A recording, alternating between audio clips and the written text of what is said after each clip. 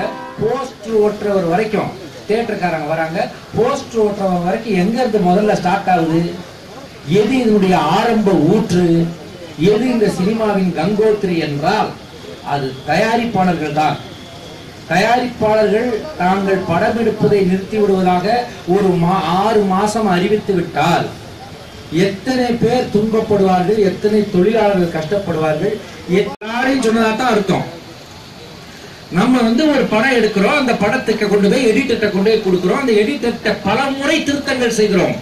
ஒவ்வொரு முறை திருத்தத்துக்கும் எடிட்டர் தனியாக சம்பளம் வாங்குகிறாரா?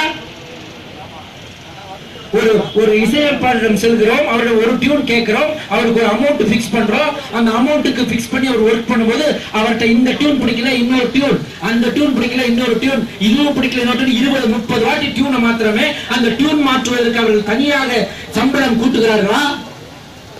ஒரு நடிகர் நடிக்கும் போது இப்படி நடித்தால் நன்றாக இருக்கும், 9-5 கூட இங்க நடிச்சு கொடுங்கன்னு கேட்கிறோம். ஆனா அதற்குள்ள அவர்கள் நடிக்க முடியவில்லை. ஆனால் ஒரு நடிப்பில் நமக்கு திருப்தி என்றால் டைரக்டர் பல முறை டேக் வாங்கி அந்த நடிகனிடமிருந்து தான் எதிர்பார்ப்பதை வெளிக்கொண்டு வருகிறாரே, அந்த எக்ஸ்ட்ரா டைமுக்கும் அந்த எக்ஸ்ட்ரா எனர்ஜிக்கும் அந்த நடிகன் சிறப்பு கட்டணம் ஏதாவது இருக்கிறானா? இல்லை அல்லவா?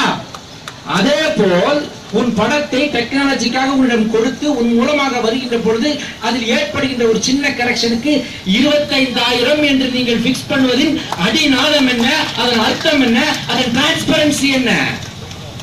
எனக்கு அதுதான் தெரிய வேண்டும். எனக்கு புரியல, நான் ஒரு முட்டாள், எனக்கு தெரியவில்லை. ப்ரொடியூசர் கொண்டு போய் என்னத்தையோ கொடுக்கிறாரு, சீடிங்கிறாங்க, அதுக்குறாங்க, ஏதோ பேரெல்லாம் பாருது, படித்த எனக்கே புரியவில்லை, மற்றவர்களுக்கு எப்படி புரியும்? ஊர்ல இருந்து படம் எடுக்க வேண்டும் என்ற ஆசையோடு வருகின்ற ஒரு குறும்பட தயாரிப்பாளருக்கு இந்த டெக்னாலஜி எப்படி தெரியும்? அவர் சென்று அங்கே பார்த்தா இல்ல அதுக்கு இதுக்கு எல்லாம் சேர்த்து மொத்தம் இத்தனை லட்சம் கட்டுன்னு சொல்லும்போது படம் தயாரிப்பாரா? மற்றவர்களுக்கு சம்பளம் கொடுப்பாரா? அதை வியாபாரம் செய்வாரா? அப்புறம் எல்லாருக்கும் சர்வீஸ் டாக்ஸ் கட்டுவாரா? சாவரா ப்ரொடியூசரே? சாவணுமா எல்லா ப்ரொடியூசரும்? அப்புறம் எதுக்கு இந்த தொழிலே? இந்த தொழில ஏதாவது உத்தரவாதம் இருக்கிறதா? கொஞ்சம் யோசித்து பார்க்க வேண்டும்.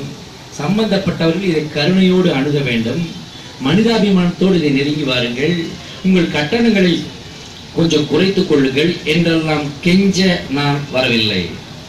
காரணம், கெஞ்சுகின்ற சூழ்நிலையில் தயாரிப்பாளர் சங்கமும் இல்லை. அவர்கள் தான் பவர். அதை அவர்கள்